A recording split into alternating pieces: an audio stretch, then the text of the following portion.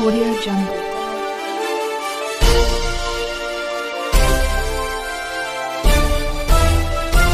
Audio Jungle.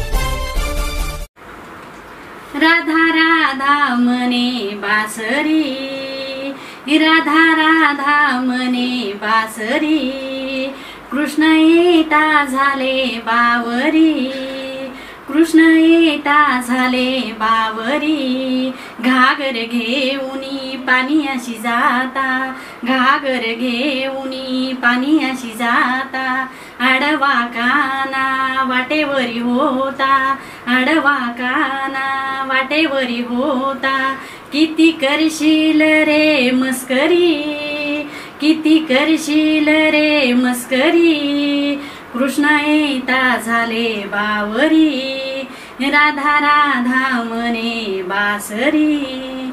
नमस्कार, मी अनिता बिराजदार. आपण पाहत आहात बहुजन सैनिक महाराष्ट्र लाईव्ह. जागना है तो जगाना पडेगा एक राष्ट्र के लिए. बहुजन सुरो का मसीहा या कार्यक्रमामध्ये महाराष्ट्रामधून अनेक कलाकार सहभागी होत आहेत. या कार्यक्रमाच्या माध्यमातून आम्ही भारतीय कलाकारांना आवाहन करण्यात येतं की तुम्ही कोणत्याही जिल्ह्यातील असाल त्या ठिकाणी येऊन आम्ही हा कार्यक्रम घेऊ. जसं की तुम्ही आजपर्यंत या कार्यक्रमावरती भरभरून प्रेम केलं आहे तसंच करत राहा आणि या कार्यक्रमामध्ये सहभागी व्हा. बहुजन सुरो का मसीहा या कार्यक्रमामध्ये वृषाली यांना निमंत्रित केलं आहे, तर आपण त्यांच्याशी चर्चा करणार आहोत. नमस्ते. नमस्ते. आपले लहानपण कसे गेले आणि आपले आई बाबा काय करत होते? माझे आई वडील चिंचवडला राहत होते. वडील माझ्या टेम्पोमध्ये नोकरी करत होते आणि आई गृहिणीच होती. लहानपणीचं आमचं शिक्षण काळभोरनगरला चिंचवडला झालेलं आहे माझं शिक्षण. तुम्ही अभंग म्हणता की गवळण म्हणता? मी अभंग म्हणते.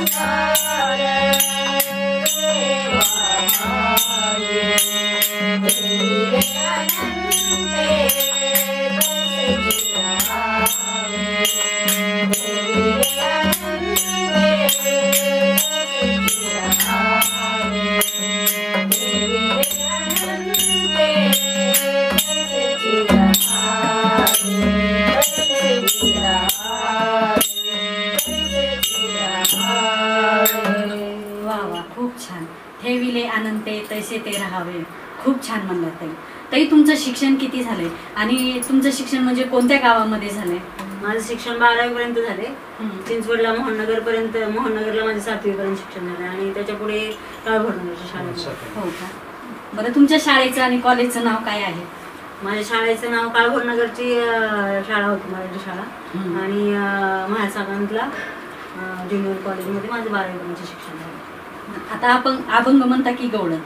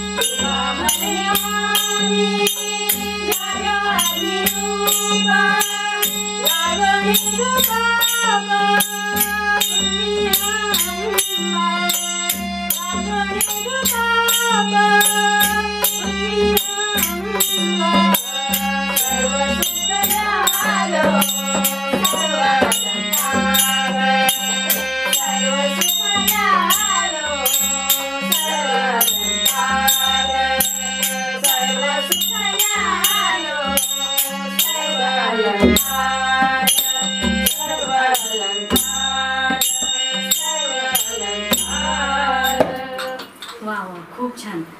ताई तुम्ही या गायन क्षेत्रामध्ये किती वर्षापासून आला? मी आता 10-12 वर्ष झाली. 10-12 वर्ष झालं. तरी म्हणजे तुम्हाला आवड कशी काय निर्माण झाली? म्हणजे आवड असं आम्ही तिघी मैत्रिणींनी म्हटलं ठरवलं होतं की नाही का आम्हाला पेटी वगैरे शिकायची. हार्मोनियमचं आम्हाला काही कळत नव्हतं, पण आम्ही ठरवलं की आपल्याला नाही का हार्मोनियम शिकायची आणि त्याच्यातून मग पुढे आम्ही थोडं थोडं शिकवलं. म्हणजे कोण शिकवलं का स्वतःहून शिकला तुम्ही? नाही, आम्हाला इथं मॅडम होत्या काटमारे मॅडम म्हणून पहिले, त्यांच्याकडे आम्ही पहिले क्लास लावला होता आणि त्यांच्याकडे चालू केला होता क्लास. तर मला असं वाटतं की तुम्ही आता अभंग किंवा गवळण घ्यावी. चालेल. मग काय घेता? गवळण. हो ठीक आहे.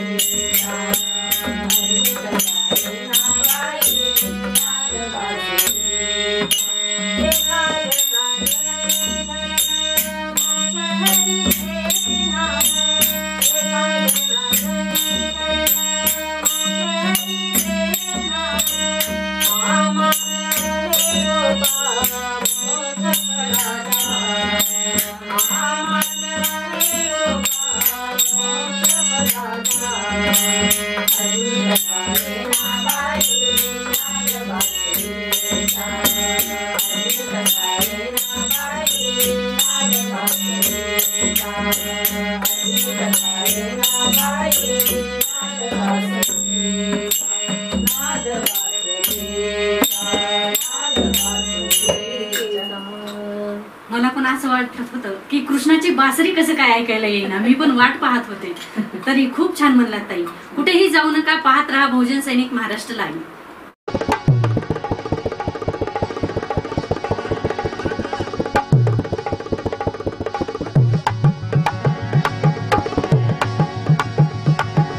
नमस्कार, मी अनिता बिरजदार.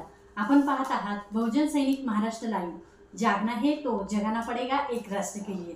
आजच्या विज्ञान युगात इलेक्ट्रॉनिक मीडियाच्या माध्यमातून जगातील ताजा घडामोडी काही क्षणातच सर्वसामान्यापर्यंत पोहोचत आहेत. आपल्या परिसरातील बातम्यांचा अचूक वेध घेण्यासाठी, सर्वसामान्य जनतेच्या अन्यायाला वाचा फोडण्यासाठी, दुर्बलांना बळ देण्यासाठी आणि नवोदित लेखक, कवी, विचारवंताचे एक हक्काचे विचारपीठ असावे या हेतूने बहुजन सैनिक या न्यूज चॅनल आयोजित तुझ्या प्रेमापोटी. मग ते प्रेम कोणाचंही असो, भावाचं बहिणीवरती असो किंवा पतीचं पत्नीवरती असो, आईचं मुलावरती असो, प्रियसीचं प्रियकरावरती असो, म्हणूनच तुझ्या प्रेमापोटी. कवी व कवित्रीकरिता राष्ट्रीय स्तरावर न्यूज चॅनलवरती सबंध कवीचे विचार मांडण्यासाठी एक मंच उभा केला. नवोदित कवी कवयित्रींसाठी बहुजन सैनिक घेऊन येत आहे कवींच्या मनातील अथंग सागररूपी विचार. नवोदित कवी कवयित्रींच्या समस्याचे समाधान करण्यासाठी हा मंच उभा केला आहे. हा कार्यक्रम आठवड्यातून 2 वेळा घेतला जातो. कार्यक्रमात महाराष्ट्रातील प्रत्येक जिल्ह्यातील कवी कवयित्रीला प्रवेश दिला जाणार आहे. प्रत्येक आठवड्याची कवींची नोंदणी ही वेगवेगळी असणार आहे, याची नोंद घ्यावी. रविवार व गुरुवार या दिवशीच हा कार्यक्रम घेतला जाणार आहे. प्रवेश क्षमता 10च असल्याने जे कवी अगोदर नोंदणी करतील त्यांना त्या आठवड्यात पहिला प्रवेश असेल. भोजन सुरो का मसीहा या कार्यक्रमामध्ये वृषाली आहेत, त्यांच्याशी आपण चर्चा करत आहोत. ती चर्चा कंटिन्यू सुरू ठेवणार आहोत. नमस्ते ताई. ताई, तुम्ही संत तुकाराम महाराज यांच्याविषयी काय सांगाल? संत तुकाराम महाराज देहूमधले म्हणजे खूप मोठे संत होते ते. आणि महाराष्ट्रामध्ये त्यांचं म्हणजे एवढं मोठं नाव लौकिक आहे, जगद्गुरु म्हणूनच त्यांना संबोधलं जायचं. आणि त्यांचे अभंग इतके अभंग आहेत, गाथा मंदिरामध्ये इतके अभंग लावलेत की वाचता येत नाही एवढे अभंग आहेत. आणि गाथेमध्ये सुद्धा प्रत्येक क्षण कसा जगायचा हे त्यांच्याकडून शिकलं पाहिजे, तुकाराम महाराजांकडून. की आणि जे कारंजले गांजले त्यांच्यासाठी त्यांनी खूप म्हणजे लोकांसाठीच पूर्ण आयुष्य त्यांनी वेचलं. इतके श्रीमंत होते तरी पण सगळं त्यांनी धनधान्य किंवा त्यांच्याकडे काय होतं ते सगळं लोकांना त्यांनी दिलं आणि स्वतः ते म्हणजे स्वतःकडे काहीच ठेवलं नाही एवढ्यापर्यंत. आणि त्यामुळे त्यांचं नाही का तुकाराम महाराज म्हणजे इतके दानशूर म्हणजे होते ना की काही म्हणजे लोक अजूनपर्यंत लोक म्हणतात की खूप दानी होते. आता एवढ्यात मागे 16 झाला तेव्हा इतकी गर्दी तिथं होती. ते झाड हलताना प्रत्यक्ष आम्ही पाहिलं. आम्ही पोलीस मित्रामध्ये सुद्धा काम करतो ना, त्याच्यामुळे मग आम्ही दर म्हणजे तुकाराम बीजेला जातो सांगतो. ते झाड हलताना प्रत्यक्ष आम्ही पाहतो. गर्दी इतकी गर्दी असते, कुठेच एवढी गर्दी नसेल. म्हणजे संतांचं एवढं हे तुकाराम महाराज तर खूप मोठे संत आहेत. हा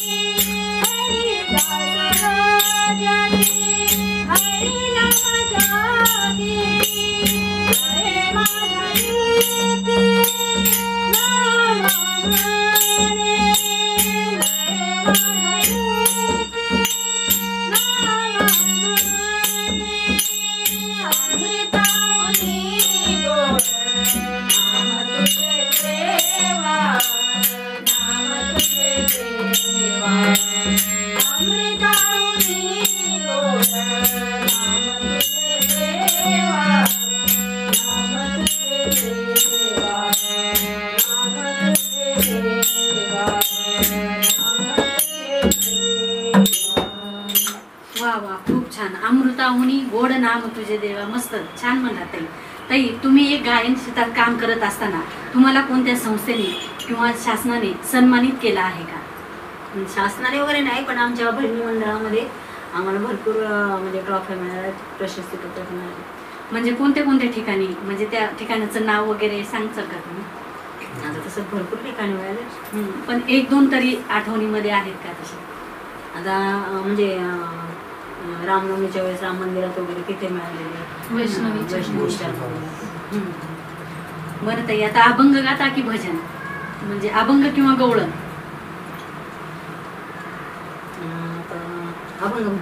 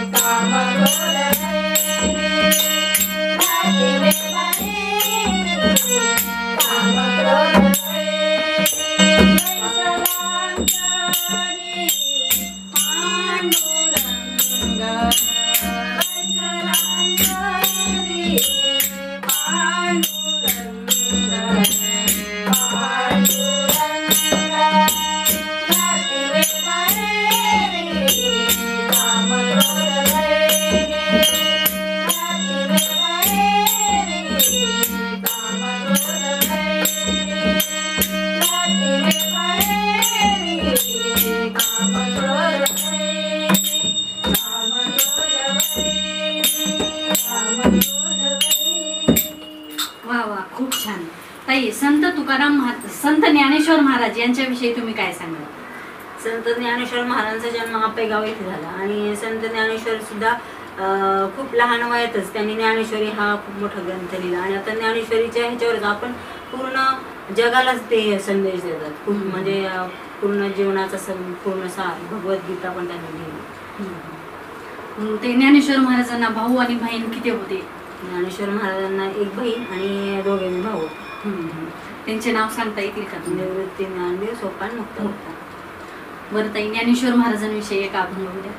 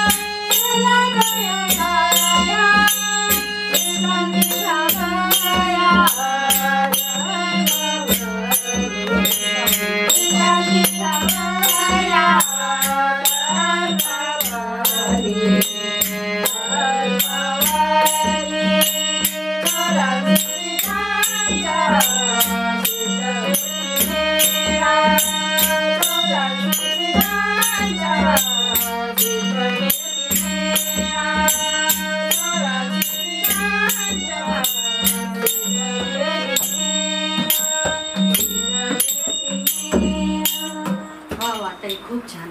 कुठेही जाऊ नका, पाहत राहा बहुजन सैनिक महाराष्ट्र लाईव्ह.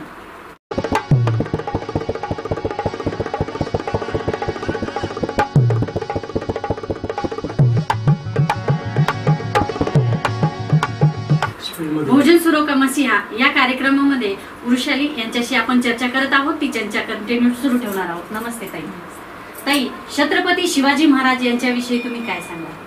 छत्रपती शिवाजी महाराज हे आपल्या महाराष्ट्र राज्याचे राजे होते, खूप मोठे राजे. आणि त्यांनी नाही का पूर्ण गड आपले गड किल्ले सर केले. त्याच्यामध्ये त्यांच्या बरोबर मावळे होते, मावळ्यांनी पण त्यांना खूप साथ दिली. आणि त्यांच्या आईचं नाव जिजाबाई होतं, पण आईने त्यांना एवढं म्हणजे लहानपणापासून ट्रेनिंग दिलं होतं की आपल्या पूर्ण देशाचा तो राजा होऊन गेला, खूप मोठा राजा. आणि शिवाजी महाराज हे दैवत आहे आपल्या भारताचे. शिवाजी महाराजांचा 19 फेब्रुवारीला खूप मोठा जन्मोत्सव साजरा करतात.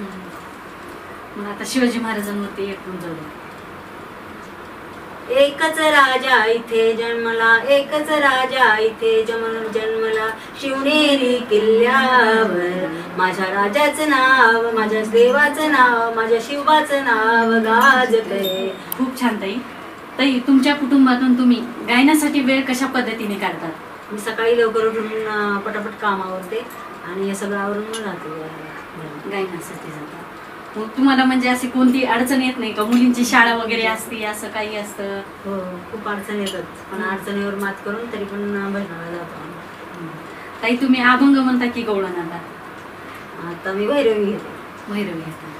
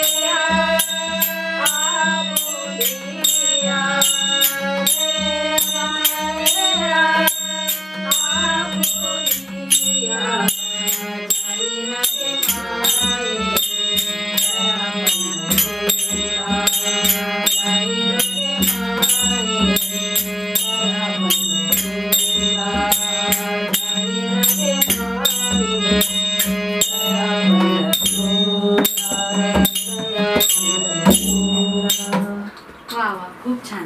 ताई, तुमचे जे भजनी मंडळ आहे त्या भजनी मंडळाचं नाव काय आहे? आमच्या भजनी मंडळाचं नाव आहे भक्ती शक्ती. भक्ती म्हणजे शिवाजी महाराजांची, तुकाराम महाराजांची भक्ती आणि शिवाजी महाराजांची शक्ती, असा हा भक्ती शक्तीचा संगम. ताई, तुम्ही आमच्या भोजन सैनिक न्यूज चॅनलवरती आलात, खूप छान माहिती दिला, त्याबद्दल धन्यवाद. बहुजन सैनिक महाराष्ट्र लाईव्हला लाईक करा, शेअर करा, सबस्क्राईब करा आणि बेल आयकॉनवर क्लिक करा.